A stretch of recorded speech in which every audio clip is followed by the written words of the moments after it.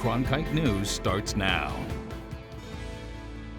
Good evening and welcome to this special edition of Cronkite News on Arizona PBS. I'm Sydney Whitty. Thank you for joining us.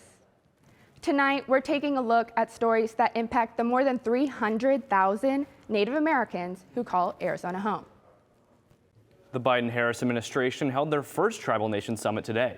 Leaders from federally recognized tribes across the country met to discuss how the government can continue to strengthen the relationship between the nation and the Indian country. Reporter Alyssa Stoney has more on what happened during the summit. The summit began during the Obama administration, but former President Trump did not hold it during his term. Biden announced 5 new initiatives during the summit to continue relations among the nations, including a public safety executive order. Biden signed an executive order to help protect Native Americans from violent crimes such as rape and human trafficking. The public safety order tasks the Justice, Homeland Security, and Interior departments to work together to combat crime on Native lands. The order builds on the work from the Violence Against Women's Act of 2013, where tribes obtained the authority to exercise jurisdiction over non-Indian offenders who commit violence on Indian lands. We're going to reauthorize that again. We're going to expand the jurisdiction to include other offenses like sex trafficking, sexual assault, and child abuse. These efforts, again, to use the word my dad would use so much, are a matter of dignity. According to the Association of American Indian Affairs, American Indians are 2.5 times as likely to experience violent crimes and 2 times more likely to experience rape or sexual assault crimes compared to all other races. The summit covered topics such as COVID-19 among tribal nations, climate change impact on native lands, and tribal treaty rights. The event will continue Tuesday, and Vice President Kamala Harris is expected to speak. In the newsroom, Alyssa Stoney, Cronkite News. The White House today released a comprehensive strategy to address climate change and pave the way for what it calls a climate-resilient economy. But as Kimberly Silverio Bautista reports from our Washington bureau, that is not enough to satisfy protesters. Hundreds of demonstrators marched down Pennsylvania Avenue this morning, demanding that President Joe Biden declare climate change an emergency. We're asking him to stop the fossil fuels projects and declare a national climate emergency, and the very important part of that, we need for our President Biden to be bold in creating restorative justice. Donna Hoffman came from Texas to join the People versus Fossil Fuels demonstrations, which have been going on every day since Monday. The protests drew environmental and tribal groups from across the nation, including 11-year-old Love Hopkins, a Native American youth from North Dakota, who said many indigenous people feel betrayed by Biden. We voted for him for a reason, because we trusted him. And he betrayed us. We're tired of all the lies. We're tired of all of it. That's why we're here in D.C., to let him know that we're still here. The demonstration ended up here at the west front of the Capitol for more speeches, and where some of the demonstrators plan to get arrested. Demonstrators stood in the middle of Pennsylvania Avenue and 3rd Street, then sat down in the intersection where they were arrested without incident. It was more a peaceful encounter than Thursday, when some protesters clashed with police as Native activists staged a sit-in at the lobby of the Interior Department. Hoffman thinks the protests are needed, but that Biden should act without having to be prodded by demonstrations like this. Well, we want him to take bold action to be the climate president that he wants to be before Glasgow. So he can do a lot with the stroke of a pen. In Washington, Kimberly Silverio Bautista, Cronkite News. 751 unmarked graves were found at a former residential school for Indigenous children in Saskatchewan, Canada. This follows the discovery of 215 burials in British Columbia last month. A new initiative is going to uncover the dark past of boarding schools like this all across the U.S. Reporter Julia Sandor took a look at how this initiative will affect Indigenous people in Arizona. The Federal Indian Boarding School Initiative is set to investigate the Native American boarding schools that forced assimilation in the 19th and 20th centuries. For years, these schools did not let Indigenous people speak their native language, practice their own religion, or learn about their culture. They even had to change their names. Lieutenant Richard Henry Pratt had a lot to do with the structure of these boarding schools. His idea was kill the Indian, save the man. So the whole destruction and annihilation of Indian identity, Indian culture was to be destroyed at these federal boarding schools. Talahungva attended the Phoenix Indian School in the late 70s and says by that time the school was more lenient and even had tribal clubs. But her experience was much different from her ancestors. U.S. Interior Secretary Deb Haaland wants to amplify all Indigenous voices and share the impact these schools had on their families. The same agency that tried to eradicate our culture, our language, our spiritual practices, and our people. To address the intergenerational impact of Indian boarding schools and to promote spiritual and emotional healing in our communities, we must shed light on the unspoken traumas of the past, no matter how hard it will be. The initiative will compile and analyze records to find past boarding schools, find names and tribal affiliation of former students, and locate all possible burial sites on or near the schools. Yes, it will be hard to look back on that past, but it's time that it was acknowledged. The atrocities that happened here need to be acknowledged, not only for those that have already gone, but those of us that are still here, and those of us that are still coming. In Phoenix, Julia Sandor, Cronkite News. Haaland says the investigation will focus on compiling and reviewing decades of records to better understand the loss of life at the schools while they were in operation. The final report for the initiative is due by April 1st, 2022. Food banks and organizations nationwide are participating in Hunger Action Month in September to fight food insecurity. Cronkite News reporter Molly Hudson spoke with a local food bank aiming to make an impact in Arizona. The COVID-19 pandemic created a demand on St. Mary's Food Bank never seen before. In fact, they say 1 in 4 children in Arizona are facing food insecurity. Hunger Action Month is 30 ways in 30 days where you can fight hunger. And we put out a calendar each year with 30 different events in it.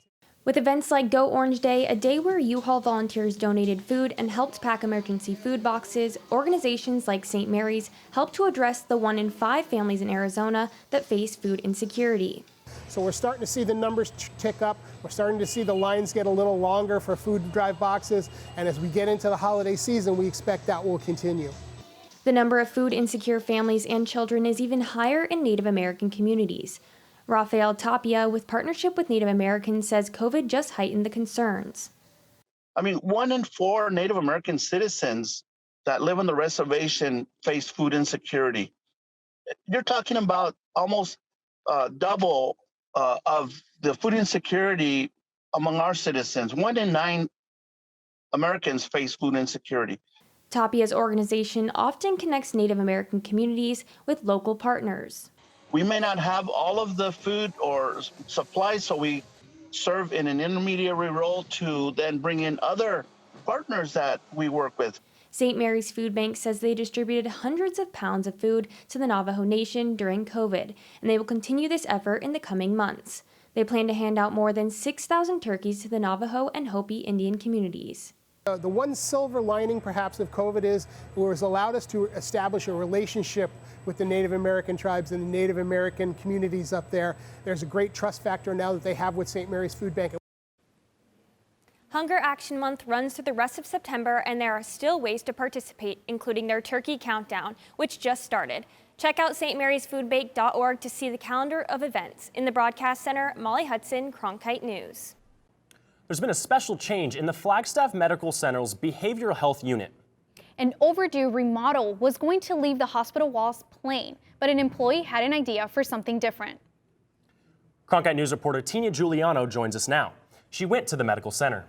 And Tina, what did you find out about this idea and how will it help patients? Well, it started just like that, just an idea, and then now the whole inpatient unit is filled with murals. New state requirements don't allow anything on the walls that could cause injury. The medical center still wanted art on the walls, and that's exactly what they got. Behavioral health, this is Angela. How may I help you? In the behavioral health unit at Flagstaff Medical Center, color explodes from the once white walls. Murals in bright yellows and oranges showing oceans and mountains help connect those admitted here with art, and for some, their native culture. I feel like there's also, too, the idea of kind of escaping, kind of just letting go and just kind of letting your mind relax. Utilize colors and designs and stuff just to kind of untangle what's going on in the mind. A renovation began last year on the unit, and the artwork that once hung here was coming down. I heard that nothing was going to be hanging on the walls. So Dwayne Koyawina, a Hopi artist who works at the unit, got a group of local artists together late last year to paint murals to help bring these walls to life. I've always thought it would be pretty cool to get like canvases or paintings from local artists to kind of just, display for the patients, to kind of have them connect with people here in Flagstaff or like from their tribal affiliations. For about a week, patients spend so much time in rooms like this one. But when they go out in the hallway,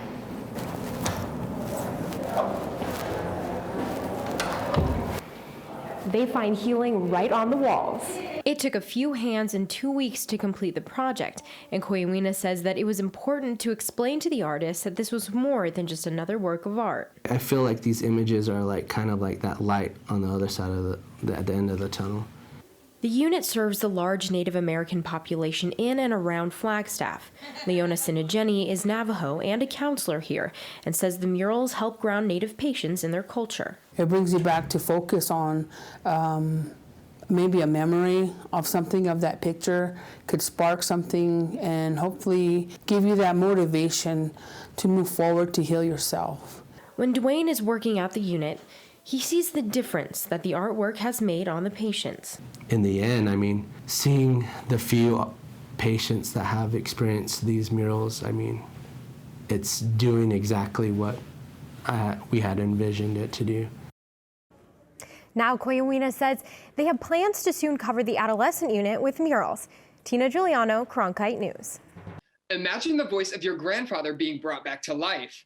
That's what a new grant from the Doris Duke Foundation is doing with Native American voices. This $1.35 million grant allows museums around the country to translate, transcribe, and digitize recordings or written interviews from different communities. Cronkite News reporter Faith Abercrombie took a look at how the Arizona State Museum is preserving these stories. This is an example of an oral history interview. Voices from the past are now bringing context to the future through the Doris Duke Project. The digitization of over 684 interviews at the Arizona State Museum is giving people a chance to hear their ancestors' voice for the first time. I think it would bring a sense of pride and knowing, that their relatives or their grandparents were part of this project. This project has been years in the making. It was kind of frustrating. And by years, Doris Duke, the individual, we're talking decades. In 1967, decided to fund a very broad, ambitious Native oral history project. The Tohono O'odham tribe makes up about 1/3 of this collection. Through this project, many other communities will be able to hear history through this extensive archive process. The work it takes to make sure that tribes are consulted in the appropriate way is a lot of time. And if you're working with somebody from the community, you have a better chance of getting those permissions. That means for every interview, the museum reaches out to loved ones to ensure the museum receives permission. Our project archivist is going to have to scour this book. Over the course of 50 years, small efforts have been conducted with individual groups to distribute copies of the recordings, to investigate the permissions, but with no dedicated staff, that work has never been completed. This collaborative project includes history from Mexican, Californian, and Arizona Native groups. Each could lead to important information about culture, language, and values. Just, how things used to be, and how much it has changed over time. And now that time will be captured and no longer stuck in the past. In Tucson, Faith Abercrombie, Cronkite News. Once the interviews are digitized, they'll be uploaded to a platform built specifically for Indigenous communities where they'll be accessible for free. Football, for many of us, is the first sport we associate with college athletics. But for Dene College, it's the rodeo program that's the star of the show. Cronkite News reporter Zachary Larson shows us how the program is a big part of the Navajo Nation's culture. It may feel like the middle of nowhere, but for those driving Route 66 in northeast Arizona, Dene College is in just the right place, especially if you're into rodeo. And I just had a dream. I wanted to be a bull rider. So as soon as I woke up going to school, I told my mom I wanted to ride bulls, and she thought it was the craziest thing. And for riders like Cody Jesus, rodeo riding comes naturally living on the Navajo Nation.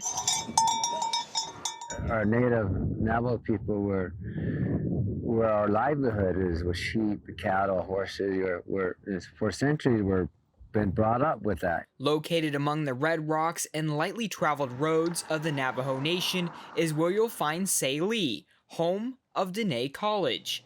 The small town and community college grew as more students found their way to the yellow-coated rodeo arena. When Dene College opened more than 50 years ago, rodeo is a program that was embedded into the college. Since its inception in 1968, the college has grown to over 1,500 students, and several of those students rode their way to the College National Finals Rodeo. Back in the day when the rodeo program used to be the program to be a part of, we used to have more than 30 plus students be part of the program.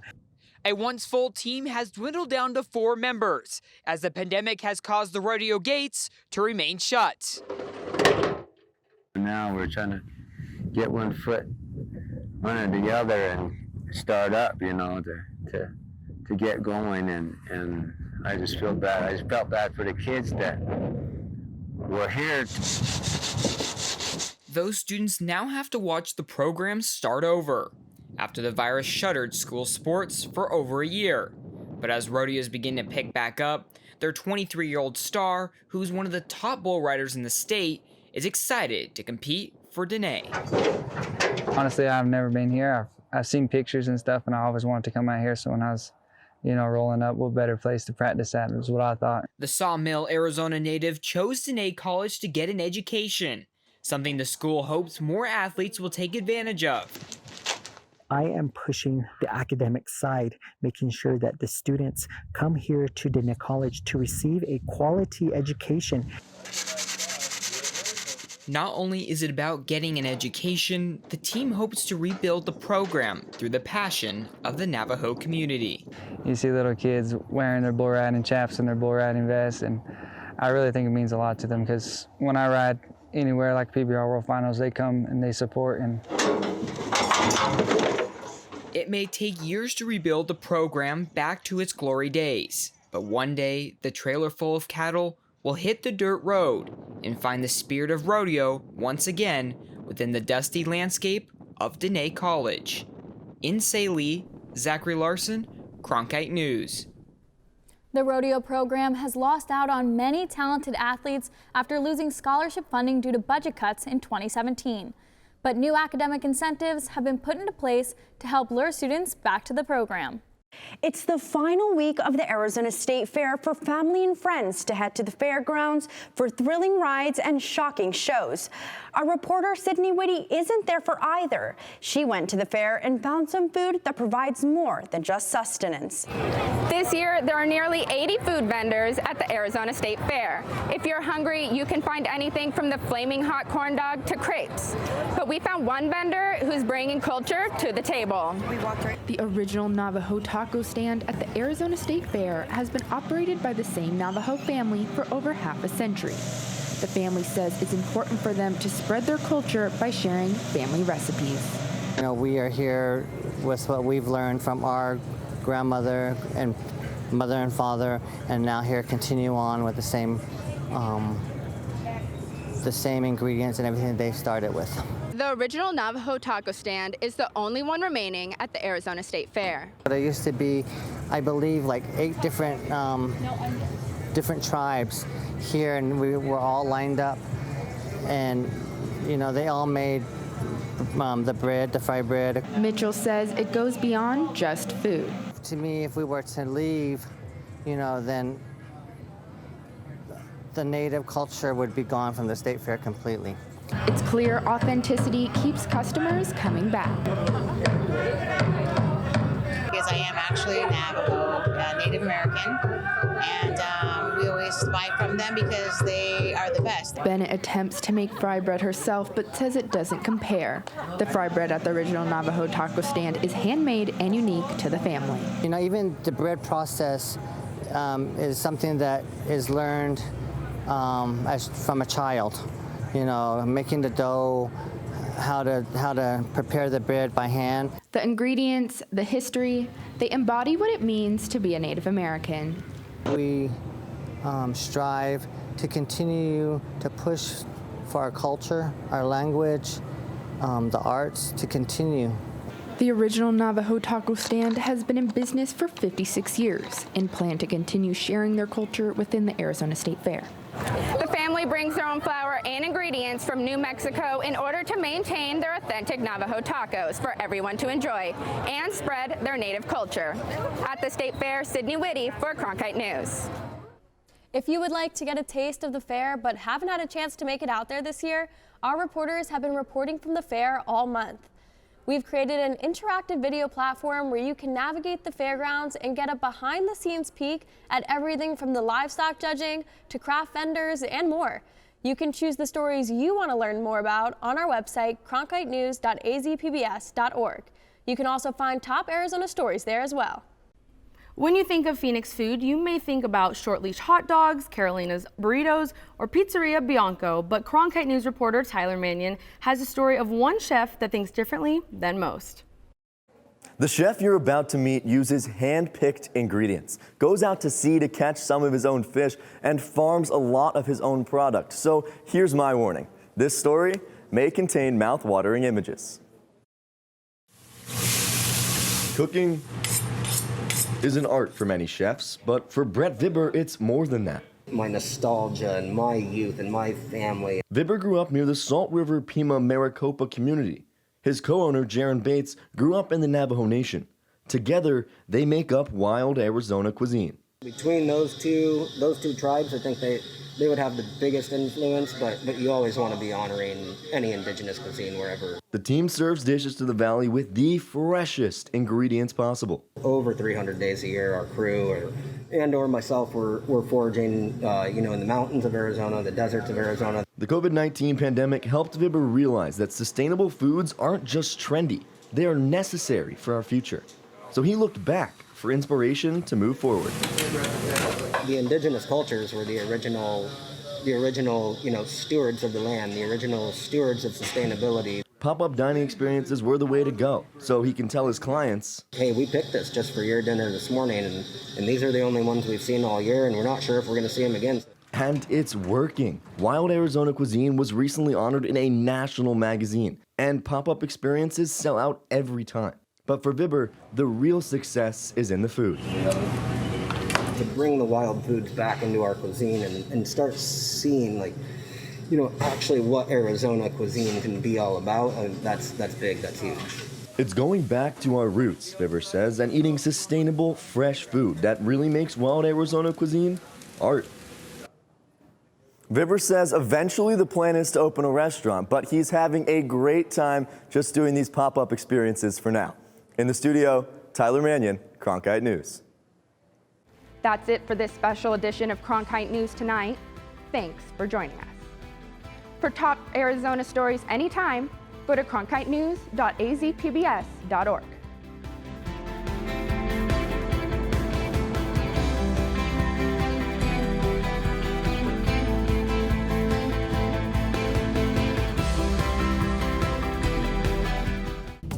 Passport is adding new shows and doubling the number of episodes for you to stream. For the first time ever, our most popular programs have been selected just for you. But there's so much more. Whether you like to travel, Wow. Feast. And calories don't count. Look back. That is me. Discover. And you know the whole story. There's something for everyone. Let's get to it right away. Stream on any device with Passport on the PBS Video app. I was so excited when I learned that I was going to be the next moderator of Washington Week. I was incredibly lucky to be mentored by Gwen Ifill, and what that gave to me was this confidence that I could be my full self and that I was deserving of whatever spaces I was in. Welcome to Washington Week. I also feel this great joy in taking the helm of Washington Week, knowing that I can mold it and make it my own, but also make sure that it is still within the legacy and the tradition that made it so great for all of these years. Your favorite member benefit is getting better and bigger. This is wonderful. Over the next year, Passport is adding new shows and doubling the number of episodes for you to stream. They give us all that they've got. From your favorite cooking and travel series. Even the stairs are breathtaking. To history specials and award-winning documentaries. Better and bigger. That really is the fun part. Stream on any device with Passport on the PBS Video app.